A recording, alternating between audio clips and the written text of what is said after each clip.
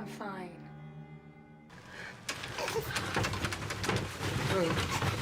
तो हेलो दोस्तों, welcome to हॉररलैंड। I hope कि आप सभी लोग ठीक होंगे। तो आज मैं आपके लिए लेकर आया हूँ एक बहुत सस्पेंस और डिस्टर्बिंग मूवी जिसका नाम है द हनीमून। ये एक थ्रिलिंग मूवी है जहाँ पर हम देखने वाले हैं कि एक कपल अपना हनीमून बनाने के लिए आता है, लेकिन उन्हें नहीं पता होता है कि जहाँ पर वे लोग जा रहे हैं वहाँ उनके साथ में कुछ अजीब घटित होने वाला है। तो आइए वीडियो को शुरू करते हैं। मूवी की स्टार्टिंग में हम बी नाम की एक लड़की को देखते हैं जिसकी अभी अभी शादी हुई थी और वो कैमरा में अपनी खुशी को रिकॉर्ड कर रही थी। साथ ही उसका पति पॉल भी था। दोनों की हाल ही में शादी हुई थी और कैमरा में भी जब पॉल ने उसे प्रपोज किया था तो उस दिन का एक्सपीरियंस उसे बता रही थी। दोनों फिर अपनी शादी के बाद में हनीमून मनाने के लिए शहर से दूर जंगलों के बीच में एक केबिन में आए थे और दोनों यहाँ पर बहुत ही खुश थे क्योंकि ये ट्रिप उनके लिए रोमांटिक होने वाली थी। केबिन में सब कुछ पहले से अरेंज था और एक केबिन बी का था जहाँ पर वो अपने पेरेंट के साथ में बचपन में आया करती थी। तो इसीलिए बी पॉल को पूरा रूम दिखाती है। वहीं पर पॉल बी के क्लोज आ रहा था और दोनों बेडरूम में जाकर फिर इंटीमेट होते हैं। अब शाम होती है और हम देखते हैं कि ये केबिन बहुत ही खूबसूरत सा था और दोनों अपने इस क्वालिटी टाइम को एंजॉय कर रहे थे। फिर रात होती है और बी पॉल के साथ में सो रही थी। तभी रात को बी के चेहरे पर एक लाइट पड़ती है और ये सीन यहीं पर कट होता है। अगली सुबह बी पॉल के लिए ब्रेकफास्ट बना रही थी और तभी पॉल उससे अपने बच्चे की बात करता है, जिसे सुनने के बाद में बी का मूड थोड़ा ख़राब हो जाता है और पॉल अपनी बात से पलट जाता है। फिर दोनों अपने इस रोमांटिक ट्रिप को एंजॉय कर रहे थे। बी पॉल को बोटिंग कराने के लिए लेक पर लेकर जाती है और उसे अपने बचपन के बारे में बताती है। फिर बी अपने कपड़े उतार कर लेक में कूदने वाली थी, लेकिन लेक का पानी बहुत ही ठंडा था तो वहाँ पर नहीं जाती है। फिर दोनों वापस से अपने केबिन में आते हैं और एक बार फिर से इंटीमेट होते हैं, जिसके बाद में दोनों पास के एक रेस्टोरेंट में जाते हैं क्योंकि दोनों को भूख लगी थी। लेकिन वहाँ पर रेस्टोरेंट में एक अजीब सा आदमी था। वो कहता है कि रेस्टोरेंट बंद है और वहाँ पर लगा हुआ लैंप वो तोड़ देता है। डर के मारे बी और पॉल वहाँ से जाने लगते हैं कि तभी वो आदमी बी को रोकता है और कहता है कि उसका नाम विल है। बी पहली नज़र में उसे पहचान नहीं पाती है और फिर अचानक से वो उससे जाकर हक कर लेती है क्योंकि असल में बी और विल बचपन के दोस्त थे। विल उसे बताता है कि यह रेस्टोरेंट उसकी पत्नी एनी का है, लेकिन उसकी तबीयत अभी खराब है तो इसीलिए रेस्टोरेंट अभी बंद है। दोनों को बात करता हुआ देखकर पॉल थोड़ा जिलस फील करता है और तभी वहाँ पर एनी आ जाती है और उन्हें वहाँ से जाने का बोलती है। विल भी बी को देखकर खुश होता है और दोनों एक दूसरे को अजीब नज़रों से देख रहे थे। फिर बी पॉल के साथ में वापस अपने कैबिन की तरफ चले जाती है, लेकिन बी अब थोड़ी बदली बदली सी नजर आ रही थी। अब ये दोनों का हनीमून था, लेकिन यहाँ पर बी रोमांटिक होने की बजाय खोई खोई सी नजर आ रही थी और बी विल के बारे में सोच रही थी। पॉल को लगता है कि शायद बी विल के बारे में सोच रही है और हो सकता है कि विल उसका एक्स बॉयफ्रेंड हो। फिर पॉल उसे परेशान करने लगता है, लेकिन बी बड़ी एक्साइटमेंट से उसे विल और उसके बारे में बचपन की बातें बता रही थी। फिर दोनों बिना क्वालिटी टाइम स्पेंड किए सो जाते हैं। दोनों सो रहे थे और आधी रात को घर की लाइट ऑटोमेटिक बंद होती है और अलार्म बजने लगता है, जिससे कि पॉल की नींद खुल जाती है।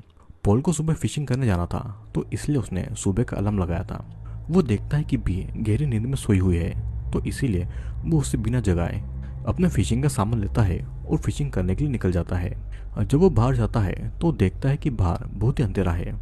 फिर वो अपना मोबाइल चेक करता है जिसमें सिर्फ 3:45 हो रहे थे। उसे लग रहा था कि शायद उसका अलार्म गलती से बज गया था और वापस अपने कैबिन में चला जाता है। जब वो बेडरूम में जाता है तो वहाँ पर बी, जो कि गहरी नींद में सो रही थी, वो अब बेड पर नहीं थी। पॉल को लगता है कि वो बाथरूम में होगी, लेकिन जब वो वहाँ पर देखने जाता है तो बाथरूम में कोई नहीं था। बी पॉल के कैबिन में कहीं नहीं थी और पॉल को लगता है कि बी उसके साथ में मजाक कर रही थी। फिर तब वो देखता है कि कैबिन के पीछे का दरवाज़ा खुला हुआ है। फिर पॉल वहाँ से बी को देखने के लिए जंगल की तरफ जाता है। पॉल बी के लिए बहुत ही परेशान था और उसे डर था कि बी के साथ में कुछ गलत ना हो। फिर कैबिन से दूर जंगल के बीच में बी उसे बिना कपड़ों के एक जगह पर चुपचाप खड़ी हुई मिलती है। उसे नहीं पता था कि बी वहाँ पर क्या कर रही है। बी बस बेसुध खड़ी हुई थी और पॉल के आते ही बी अचानक से चिल्ला देती है और होश में आती है। पॉल बी को वापस कैबिन में लेकर आता है। वो बी के लिए बहुत ही परेशान था, लेकिन बी अब नॉर्मल हो गई थी। पॉल बी से उसके नाइट गाउन के बारे में पूछता है, लेकिन बी को नहीं पता था कि वो कहाँ पर है। बी का ऐसा कहना था कि वो शायद नींद में चल रही होगी, लेकिन पॉल अभी भी बी के लिए परेशान था। फिर अगली सुबह वो देखता है कि बी किचन में ब्रेकफास्ट बना रही थी, लेकिन गलती से वो टोस्ट को जला देती है। पॉल देखता है कि बी ब्रेड के ऊपर बटर लगाना भूल गई है, जो कि उसे अजीब लगता है और बी अब उसके साथ में अजीब बिहेव कर रही थी। पॉल उसे कहता है कि वो उसके साथ में इतने सालों से है, लेकिन उसने कभी भी बी को नींद में चलते हुए नहीं देखा, जो कि पिछली रात को हुआ था। लेकिन बी उसे कन्विंस कर लेती है कि वो बिल्कुल ठीक है। अब दोपहर में बी और पॉल मछली पकड़ने के लिए जाते हैं और वहाँ पर पॉल बी को हंसाने के लिए फनी हरकतें कर रहा था, लेकिन बी उसकी बातों पर ध्यान नहीं दे रही थी। पॉल उसे पूछता है कि उसे क्या हुआ है, तो बी उसे कहती है कि वो ठीक है। फिर अचानक से बी अपने कपड़े उतारे बिना ही पानी में छलांग लगा देती है, जबकि लेक का पानी बहुत ही ठंडा था और ये बात भी पॉल को बड़ी अजीब लगती है। फिर जब वे लोग वापस केबिन में आते हैं तो वहाँ पर भी अजीब तरीके से बिहेव कर रही थी। पॉल को लग रहा था कि वो बी को खुश नहीं रख पा रहा है, तो इसलिए बी का बिहेवियर उसके लिए ऐसा है। फिर पॉल बी को किस करने की कोशिश करता है और वो उसके क्लोज भी आता है, लेकिन वो देखता है कि बी की थाइस पर अजीब से निशान है।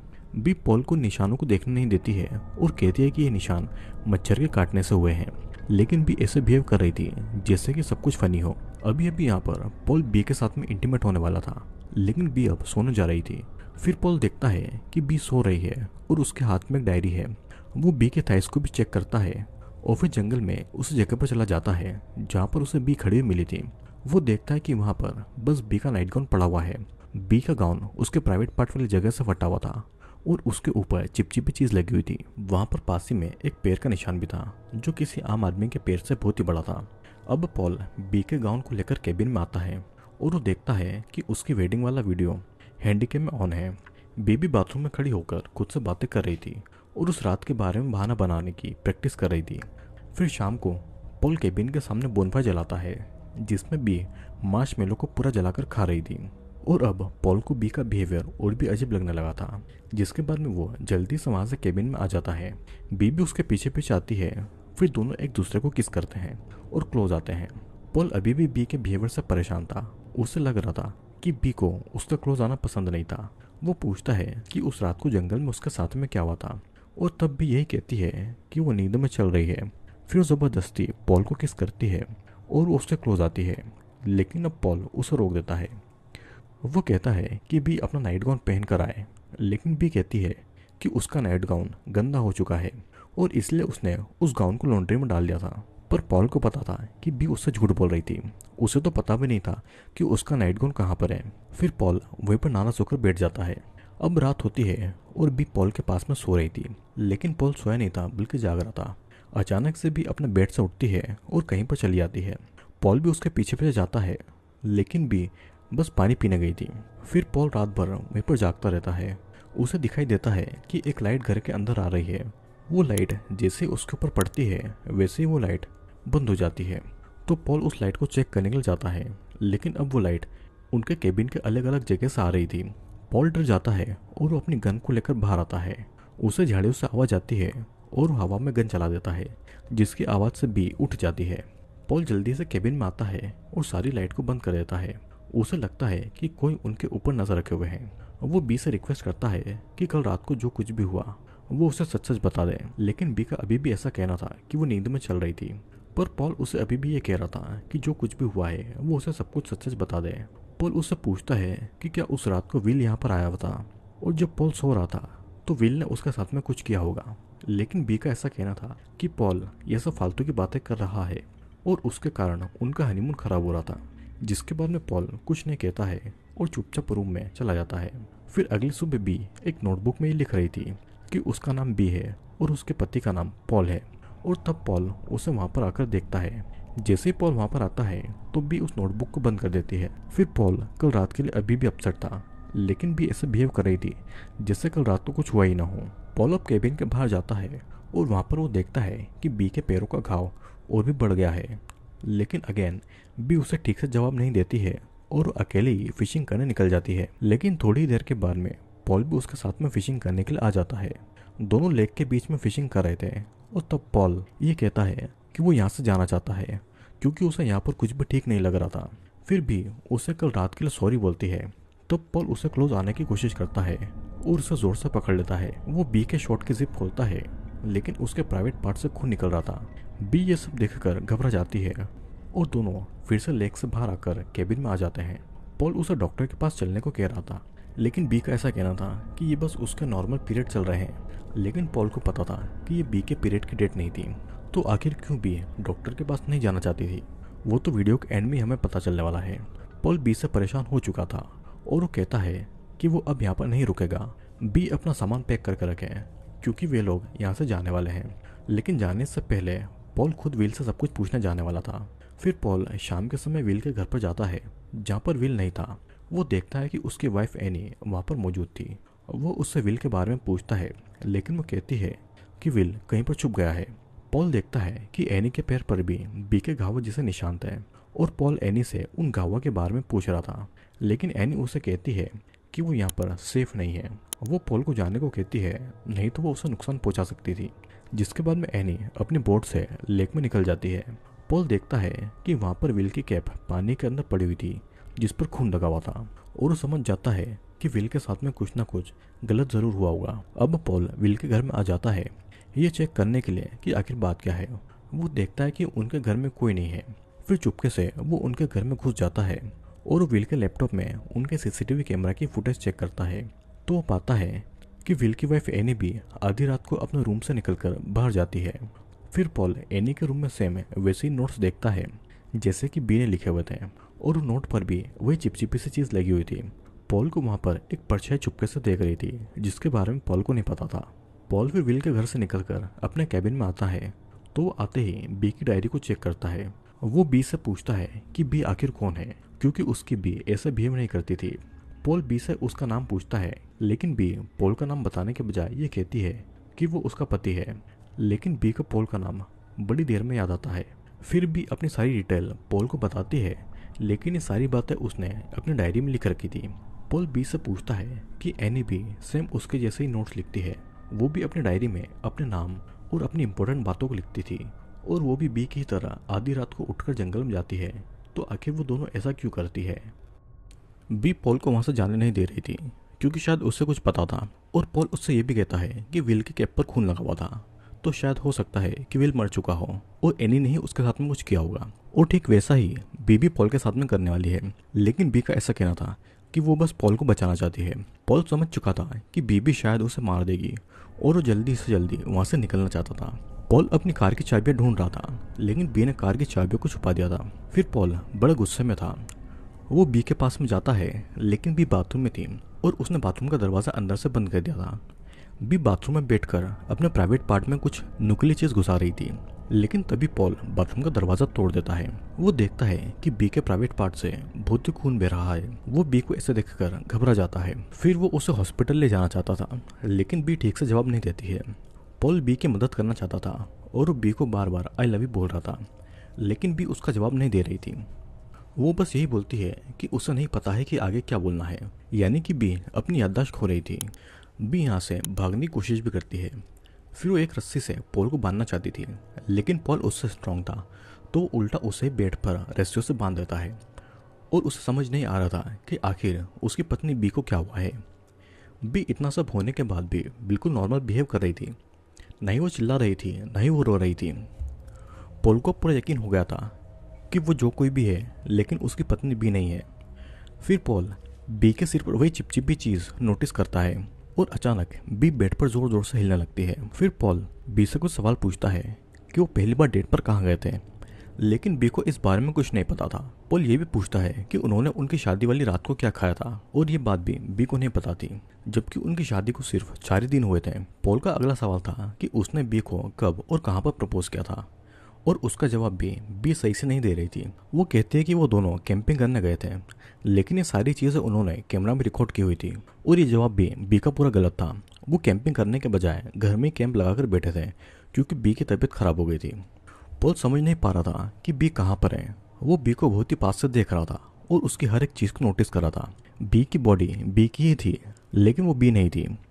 फिर पॉल बी की थाइस पर टच करता है और उसका हाथ पूरा खून में लथपथ हो जाता है, और उसके हाथ पर एक अजीब सी चीज़ भी लगती है। बी फिर पॉल को ये कह देती है कि वो उसके अंदर है और पॉल उसे उसकी बॉडी से निकालने में उसकी मदद करें। पॉल देखता है कि बी की बॉडी से कोई चीज़ बाहर आ रही थी और वो उसे पूरी तरीके से खींचकर निकालने की कोशिश कर रहा था। ये एक लंबी सी नुकीली चीज़ थी जिसे पॉल निकाल रहा था, और बी को इसमें बहुत दर्द महसूस हो रहा था। पॉल बी से पूछता है कि आखिर ये चीज़ क्या है जो कि हिल रही थी और वो जिंदा भी थी। तब पॉल बी के सामने आती है और उसके पैर पूरी तरीके से सड़ रहे थे। वो बताती है कि उस रात को एक लाइट उसे नजर आई थी जो कि जंगल से आ रही थी। वो लाइट उसके चेहरे पर पड़ी और उसके बाद से उसे कुछ नहीं दिखा। वो अपने आप उस लाइट के पीछे पीछे चल दी। फिर उसे वहां पर काली काली परछाइयां दिखी जो कि उसकी बॉडी में घुस गई और तब से उसे ऐसा लग रहा है कि वो अभी भी बी की बॉडी में ही है। वो जो कुछ भी चाहते हैं बी के दिमाग में वही सारी बातें चलती है। बी पॉल को बताना तो चाहती थी लेकिन वो उसकी बॉडी को कंट्रोल कर रहे थे और उसे ऐसा करने से रोक रहे थे। बी की बॉडी उसकी है लेकिन बी धीरे धीरे अंदर से मर रही थी। पॉल को कुछ भी समझ नहीं आ रहा था तो वो बस बी को हॉस्पिटल ले जाना चाहता था लेकिन बी नहीं जाना चाहती थी। फिर अचानक वही लाइट बी के ऊपर पड़ती है और बी अजीब अजीब चीज़ें बड़बड़ाने लगती है। वो कहती है कि अब उन्हें पॉल की ज़रूरत नहीं है और पॉल के पास में अब थोड़ा सा ही समय है। फिर लाइट अपने आप बंद होती है और बी अपने होश में आती है। वो पॉल से कहती है कि वो अब उन लोगों के लिए परेशानी बन चुका है और वे लोग अब पॉल को नुकसान पहुंचा सकते हैं। बी पॉल को उनसे छुपाना चाहती थी और वो एक चीज़ से पॉल को मारकर बेहोश कर देती है। पॉल को जब होश आता है तो लेक के बीच में एक बोट में बंधा हुआ था। वो देखता है कि बी खून में लथपथ उसके पास ही में थी। पॉल उसे जाने देने की बातें कर रहा था लेकिन बी उसे कह रही थी कि वो पॉल को उनसे छुपाना चाहती है। वे लोग पानी के अंदर नहीं आ सकते हैं तो इसलिए वो पॉल को पानी के अंदर डाल रही थी जहाँ पर वो बिल्कुल सेफ रहेगा। लेकिन बी ये बात भूल चुकी थी कि पानी के अंदर पॉल मर जाएगा। पॉल बी से उसे खोल देने को कह रहा था लेकिन बी उसके पैरों को भारी भरकम चीज से बांध रही थी और पॉल को उठाकर पानी के अंदर डाल देती है और पॉल अब पानी के अंदर चला जाता है। सीन यहाँ से कट होता है और हम देखते हैं कि बी कैबिन में अकेली बैठकर अपनी शादी का वीडियो देख रही थी। बी की हालत बहुत ही ज़्यादा खराब हो चुकी थी और उसकी स्किन पूरी तरीके से सड़ चुकी थी और उसकी आंखें भी बदल गई थी। बी को होश नहीं था कि वो क्या कर रही है। फिर अचानक वही लाइट उसके ऊपर पड़ती है और बी वहाँ से उठकर चल देती है। उसके गेट पर एना भी आती है और दोनों उस लाइट के पीछे जा रहे थे। फिर जंगल में उन्हें लाइट के पीछे बड़ी बड़ी शेडो दिखाई देती है और इसी के साथ में ये मूवी यहीं पर एंड होती है। तो अब आप सभी ये सोच रहे होंगे कि आखिर वो कौन थे जिसके बारे में भी बता रही थी। असल में मूवी में कहीं नहीं बताया गया है कि वो परछाई किसकी थी लेकिन ये हो सकता है कि एलियंस उन जंगलों में आया करते थे और वो सिर्फ फीमेल को ही अपना शिकार बनाते थे। पहले उन्होंने एना को अपना शिकार बनाया फिर उन्होंने बी को अपना शिकार बनाया।